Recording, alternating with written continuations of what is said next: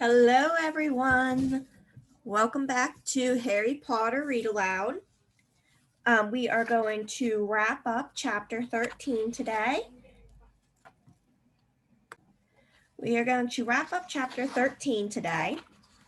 And we were reading about Valentine's Day. So, Professor Lockhart decided he was going to cheer up everyone by putting on a Valentine's Day celebration. So, the Great Hall was pink, pink, pink, pink, pink. And he hired elves to do Valentine's. And someone, probably Jenny, sent Harry a musical Valentine and embarrassed him in front of everyone. And he stumbled and lost all his things, and his red ink spilled all over his books, except for the journal that he had found in Moaning Myrtle's bathroom a couple days prior. Although it had spilled on it, there was no ink at all. It was like it disappeared. Let's see if we learn more about this mysterious journal. Harry went to bed before anyone else in his dormitory that night. This was partly because he didn't think he could stand Fred and George singing, "His eyes are as green as a fresh pickled toad," one more time, and partly because he wanted to examine Riddle's diary again and knew that Ron thought he was wasting his time. Harry sat on his four-poster and flicked through the blank pages, not one of which had a trace of scarlet ink on it. Then he pulled a new bottle out of his bedside cabinet, dipped his quill into it, and dropped a blot onto the first page of the diary. The ink shone brightly on the paper for a second, and then, as though it was being sucked into the page, vanished. Excited, Harry loaded up his quill a second time and wrote, "My name is Harry Potter."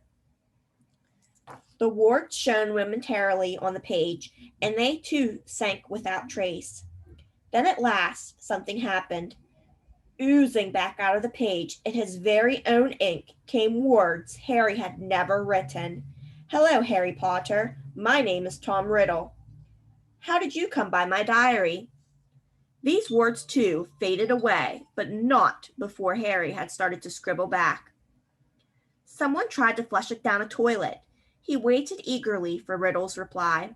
"Lucky that I recorded my memories in some more lasting way than ink, but I always knew that there would be those who would not want this diary read."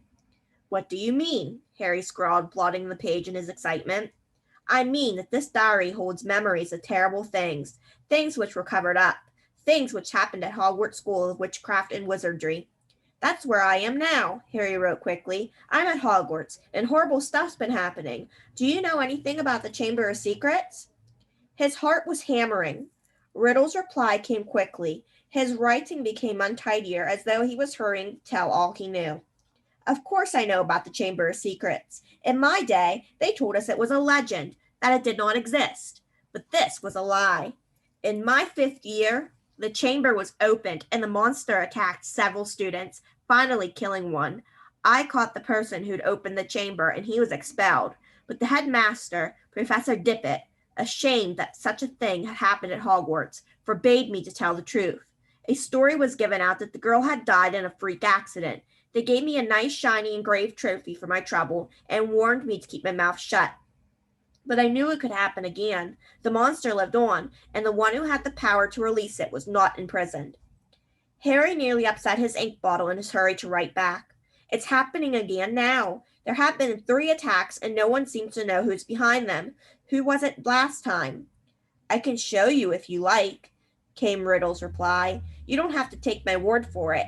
I could take you inside my memory of the night when I caught him." Harry hesitated, his quill suspended over the diary. What did Riddle mean? How could he be taken inside somebody else's memory?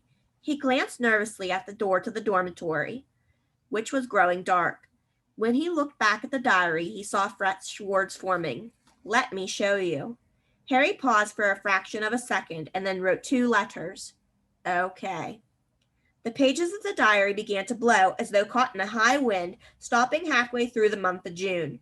Mouth hanging open, Harry saw that the little square for June, the 13th, seemed to have turned into a minuscule television screen.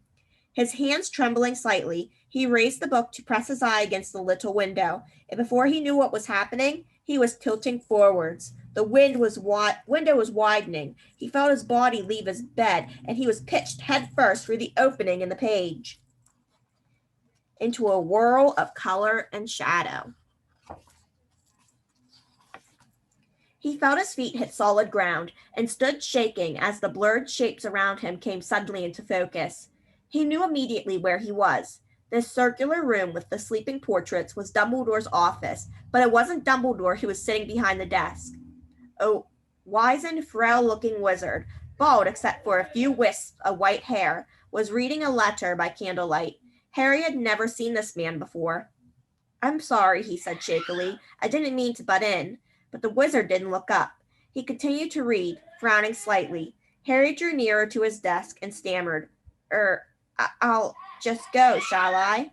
Still the wizard ignored him. He didn't seem to even have heard him. Thinking that the wizard might be deaf, Harry raised his voice. "Sorry I disturbed you. I'll go now," he half shouted. The wizard folded up the letter with a sigh and stood up, walked past Harry without glancing at him, and went to draw the curtains at his window. The sky outside the window was ruby red. It seemed to be sunset. The wizard went back to the desk, sat down, and twiddled his thumbs, watching the door. Harry looked around the office. No Fawkes the Phoenix, no whirring silver contraptions. This was Hogwarts as Riddle had known it, meaning this unknown wizard was headmaster, not Dumbledore, and he, Harry, was little more than a phantom, completely invisible to the people of 50 years ago. There was a knock on the office door. "Enter," said the old wizard in a feeble voice. A boy of about 16 entered, taking off his pointed hat. A silver prefix badge was glinting on his chest. He was much taller than Harry, but he too had jet black hair. "Ah, Riddle," said the headmaster. "You wanted to see me, Professor Dippet," said Riddle. He looked nervous. "Sit down," said Dippet. "I've just been reading the letter you sent me." "Oh," said Riddle. He sat down, gripping his hands together very tightly. "My dear boy," said Dippet kindly, "I cannot possibly let you stay at school over the summer. Surely you want to go home for the holidays." "No," said Riddle at once. "I'd much rather stay at Hogwarts than go back to that. "You live in a Muggle orphanage during the holidays, I believe," said Dippet curiously. "Yes, sir," said Riddle, reddening slightly. "You are Muggle born?" "Half-blood, sir," said Riddle. "Muggle father, witch mother." "And are both your parents?" "My mother died just after I was born, sir. They told me at the orphanage she lived just long enough to name me. Tom after my father, Marvello after my grandfather." Dippet clucked his tongue sympathetically. "The thing is, Tom," he sighed, "special arrangements might have been made for you, but in the current circumstances—" "You mean all these attacks, sir," said Riddle, and Harry's heart leapt, and he moved closer, scared of missing anything. "Precisely," said the headmaster. "My dear boy, you must see how foolish it would be of me to allow you to remain at the castle when term ends. Particularly in the light of the recent tragedy, the death of that poor little girl. You will be safer by far at your orphanage. As a matter of fact, the Ministry of Magic is even now talking about closing the school. We are no nearer locating the source of all this unpleasantness." Riddle's eyes had widened. "Sir, if the person was caught, if it all stopped—" "What do you mean?" said Dippet with a squeak in his voice, sitting up in his chair. "Riddle, do you mean you know something about these attacks?" "No, sir," said Riddle quickly. But Harry was sure it was the same sort of no that he himself had given Dumbledore. Dippet sank back, looking faintly disappointed. "You may go, Tom." Riddle slid off his chair and stumped out of the room. Harry followed him. Down the moving spiral staircase they went, emerging next to the gargoyle in the darkening corridor. Riddle stopped, and so did Harry, watching him. Harry could tell that Riddle was doing some serious thinking. He was biting his lip, his forehead furrowed. Then, as though he had suddenly reached a decision, he hurried off, Harry gliding noiselessly behind him. They didn't see another person until they reached the entrance hall, when a tall wizard with long, sweeping auburn hair and beard called to Riddle from the marble staircase. "What are you doing wandering around this late, Tom?" Harry gaped at the wizard. He was none other than a 50-year younger Dumbledore. I had to see the headmaster, sir, said Riddle. Well, hurry off to bed, said Dumbledore, giving Riddle exactly the kind of penetrating stare Harry knew so well. Best not to roam the corridors these days. Not since. He sighed heavily, bade Riddle good night, and strode off.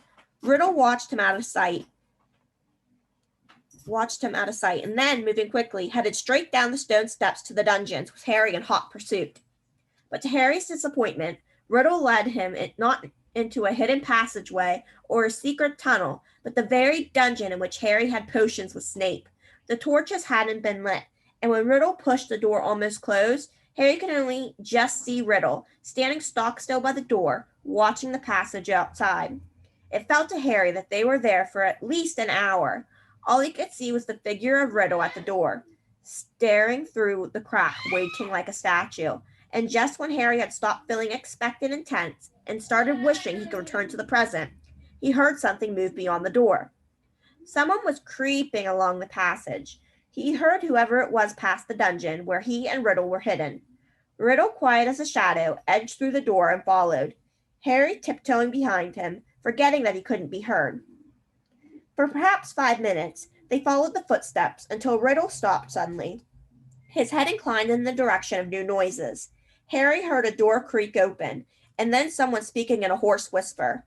Come on, gotta get you out of here. Come on now, in the box. There was something familiar about that voice. Riddle suddenly jumped around the corner. Harry stepped out behind him. He could see the dark outline of a huge boy who was crouching in front of an open door, a very large box next to it. Evening, Rubus, said Riddle sharply. The boy slammed the door shut and stood up. What are you doing down here, Tom? Riddle stepped closer. It's all over, he said. I'm going to have to turn you in, Rubus. They're talking about closing Hogwarts if the attacks don't stop. What do you... I don't think you meant to kill anyone. But monsters don't make good pets. I suppose you just let it out for exercise and... It never killed no one, said the large boy, backing against the closed door. From behind him, Harry could hear a funny rustling and clicking. Come on, Rubus, said Riddle, moving yet closer. The dead girl's parents will be here tomorrow. The least Hogwarts can do is make sure that the thing that killed their daughter is slaughtered. It wasn't him, roared the boy, his voice echoing in the dark passage. He wouldn't. He never. Stand aside, said Riddle, drawing out his wand. His spell lit the corridor with a sudden flaming light. The door behind the large boy flew open with such force it knocked him into the wall opposite, and out of it came something that made Harry let out a long, piercing scream no one but he seemed to hear. A vast, low-slung, hairy body and a tangle of black legs, a gleam of many eyes, and a pair of razor-sharp pincers. Riddle raised his wand again, but he was too late. The thing bowled him over as it scuttled away, tearing up the corridor and out of sight. Riddle scrambled to his feet, looking after it. He raised his wand, but the huge boy leapt on him, seized his wand, and threw him back down, yelling, No! The scene whirled. The darkness became complete. Harry felt himself falling, and with a crash, he landed spread-eagled on his four-poster in Gryffindor's dormitory, Riddle's diary lying open on his stomach. Before he had time to regain his breath, the dormitory door opened and Ron came in. There you are, he said. Harry sat up. He was sweating and shaking. What's up? Said Harry, looking at him with concern. It was Hagrid, Ron. Hagrid opened the Chamber of Secrets 50 years ago. Can you believe it? Or is there more to the story? Find out on Wednesday with Chapter 14.